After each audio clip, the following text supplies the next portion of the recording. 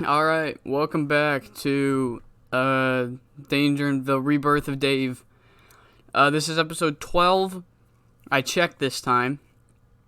It's totally not because I effed up the first recording and I had to delete the file and I saw which was the previous episode. No, that's what happened, but not much got into it. I didn't even start the show. But basically, if you stuck around for the end of the last episode, I was just on a whim looking through my viewing numbers to see if I would beat AEW. Newsflash, I didn't. But we came across something weird. Hardcore Reborn got 200,000 buys. Counterculture, a little less, 188,000 buys. But then Nemesis Hardcore got 31,000 buys. Now, that is a huge drop-off. If we were on Fox, we would be canceled. But basically, I asked everyone in the comments why this happened, if they knew. A few people said something, but there's one comment that I think is right, because I checked, and it was by Hazemore, I believe. I hope I'm pronouncing that right. I'll show his comment right here. I don't have it word for word, but he said there was a patch in 1.05. I checked, it was 1.06, but apples to apples, who really cares? Yeah, the pay-per-view buy rate got kind of nerfed, essentially. So, that is why our viewing numbers were way down. So, there's that. And then I'm going to start doing something with the backstage incidents, as what I do is I load in the show, do the backstage incidents, book the show, then do the intro. And I feel you guys are kind of missing out on some stuff, possibly with the backstage incidents. So, if it involves somebody on TV, or if there's any reason I don't want you to see anyone involved in it, I won't show it, I won't even mention it. Maybe I'll mention it once I can talk about the person, but yeah. But today, all that happened was Tennessee William, also picture up on the screen, all that happened is Tennessee William, he's a really chill guy. He just made everyone feel better, and now our backstage rating's at 100%, so there you go. We do have a lot of news to get into, in-game news. Silver Shark, the grandpa wrestler, Silver Shark, what am I doing? It's this. Grandpa wrestler Silver Shark finally decided to retire, so there you go. Jay Cord is now active in Japan. I'm kind of hoping he goes to Japan. That'd be a really interesting thing to see, him, in Japan. Kind of like when Cody Rhodes went to New Japan. That was fucking fun. WrestleWorld have signed FCW. No, WrestleWorld have signed FCW, so now there are three different companies on WrestleWorld. Joaquin Soler, the former owner of Oli, he had to sell it to Phoenix One because he wasn't making enough money. He passed away. And MAW, is also going to WrestleWorld. And I put a little side note underneath, and I don't know if I ever mentioned this, but CZCW and QAW are also on WrestleWorld. I don't know if I ever brought that up. So WrestleWorld's kind of getting big. Like I said, I am going to be going to WrestleWorld once our... I can't show right now. But once our deal expires with My Select USA, then I will be heading off to WrestleWorld. Here's my notepad, and now I'm going to get rid of the notepad. There we are. So, not much else to say. I actually need to make an edit here. Hold up. Alright, that's all that changed. Just that. There you go. There's a spoiler. There's a doctor in this episode, so... It's also on a one-night deal. It's just a local worker, okay? I just needed them so I could have a doctor in a segment, alright? Alright, let's get into the show. So we open the show. Fuck, okay, that's not good. Underperforming already, guys. So, all of the defenders are in the ring. Or the Dave Fenders. That's fucking stupid. All of the defenders are in the ring. Chris, Pablo, Akiva, Frankie. They're all in the ring. And Chris, since he's kind of the leader of the... I guess Phil's really the leader. He's sort of the deputy. Since Chris is the deputy of the defenders, he has the microphone, and he's just like, you masked men are fucking cowards. So how about this? How about this? To prove to the world that you, masked pussies, are not in fact masked pussies, how about you just wrestle us one-on-one? One-on-one. All three of you. How about this? Tonight, one of you fight Akiva Brave. I don't want to see interference. We won't interfere. And if you try to interfere, we will fucking annihilate you with Dave weapons. Because that's how Dave rolls. A little pause happens and the Masked Man 1 and 3 come out. And basically with one of those fucking voice boxes that Kane used to use to alter their voice. Masked Man 1, he has a microphone, he says, our third member is not, I don't want to fucking talk in a goddamn voice alter. He says, our third member is not here because he is resting up for this match that you were promising later tonight. You're on, you fucking losers. Yeah, I don't know. And in our opening match of the show, we have just a Fatal 4-Way. Dave Fatal 4... No, not Fatal 4. This ain't the fucking... Dave 4-Way dance. And Java won. Something will come of this. I promise. I promise. Then we... Oh, shit. Okay, recap. I don't really care. Damn it, really? Another 39? Fuck. There's nothing on God's green earth that is going to get these angles to do well.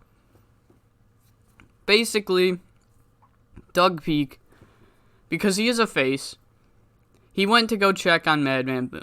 And basically, he's talking to the doctor. And Doug's like, dude, why the hell is Boone not on the show? And the doctor basically sums it up by saying, you see, that Warrior Engine match that you had was a little too much for Madman Boone, as you see, the exploding ropes and shit gave Boone a small case of amnesia. And Peak is like, oh, fuck, I didn't want this. I just wanted to prove that I'm better than the guy. I didn't want to fucking ruin his life. And then Greg is just, yeah, sucks to be you. I'd hope he wouldn't remember, so he can't press charges. Next segment, Shady K. He's out. He's holding the TV title over his shoulder, and he basically says, this is the television title, and so it should probably be defended on television. But who am I going to defend it against? Well, you see, I've worked for companies where there's a really noticeable gatekeeping. And I don't want that. I don't want that here on Dave. So anybody backstage, this is an open challenge to you. Anybody that wants to accept and fight me for the television title, go right ahead. Come on. And then Mobstar answers. Mobstar will be answering the open challenge. And before I hit next segment, I'm kind of scared. I think I had Mobstar win. No, I didn't. Alright, there you go. Spoiler, Mobstar doesn't win. Shady K's supposed to win. And he retains and he beats Mobstar. But Mobstar, there's a story of this match. He holds his own. He proves that he can be a decent singles wrestler given the opportunity. Just tonight, he could not pull it off. Next segment, we have... Of course he didn't come out looking good. Did I rate him on something? Oh, fuck. Whatever.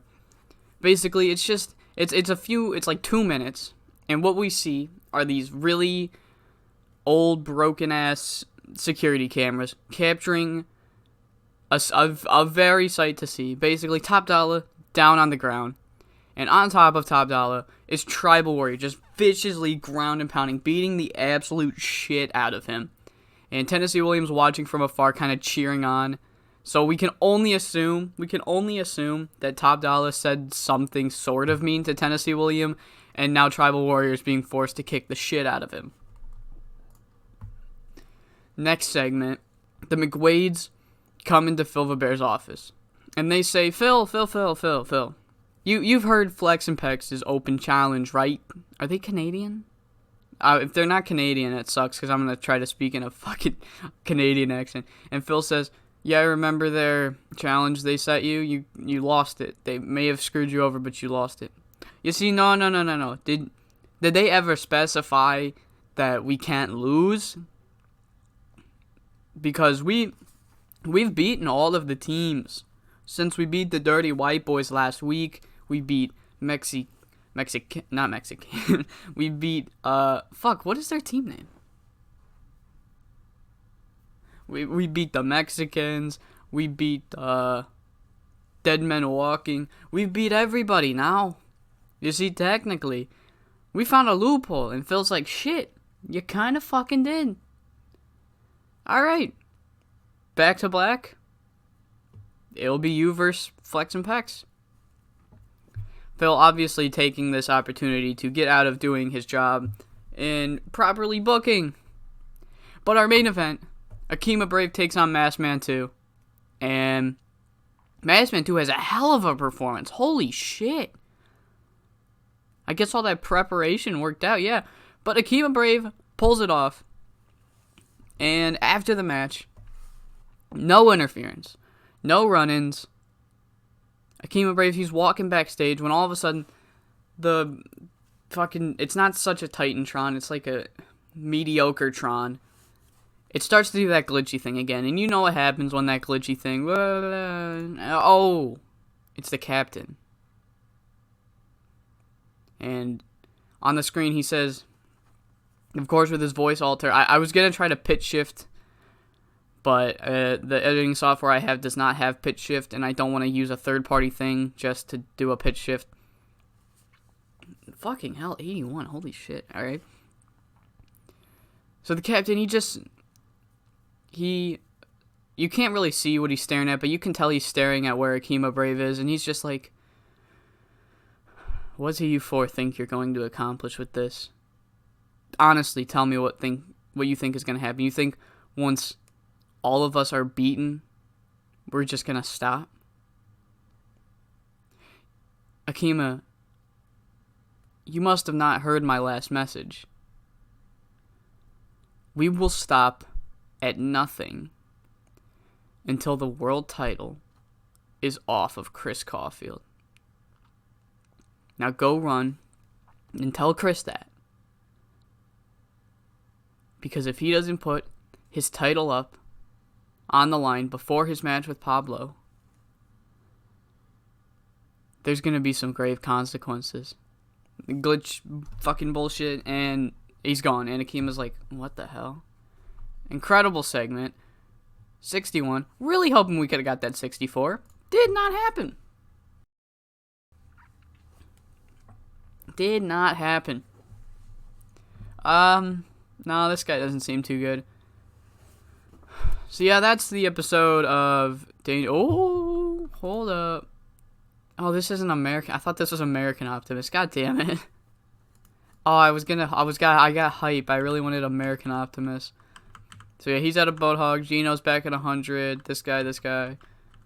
DCW, you demand Canada. Nice. The feedback from the show has been awesome. That's great to see. We pulled in 111,000 viewers. That might be one of our highest Danger Zone TVs. Now I want to check.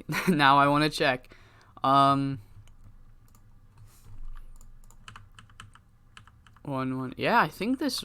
Oh, it was our highest Danger Zone TV. What do you know?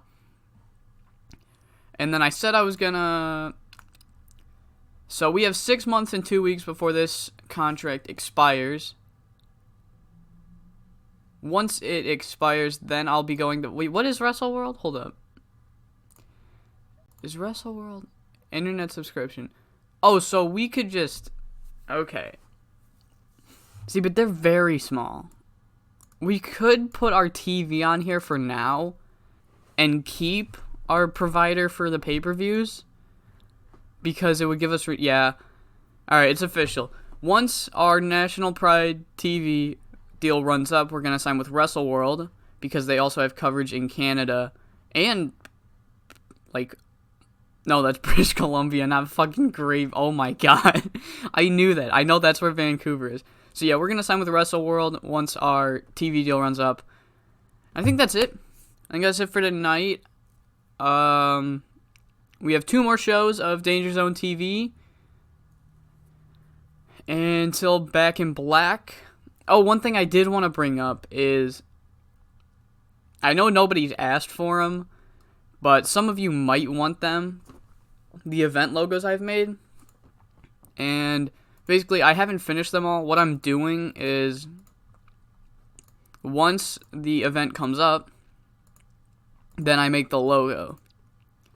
So once I have all the logos, I'll probably give you a download file for you guys to get. So, in case you want them, obviously there's a better Danger Zone TV logo, but if you want to use the ones I'm using, then I'll fucking have a download file once all the pay-per-views happen. So yeah, that's it. I'll see you in episode 13 of The Rebirth of Dave.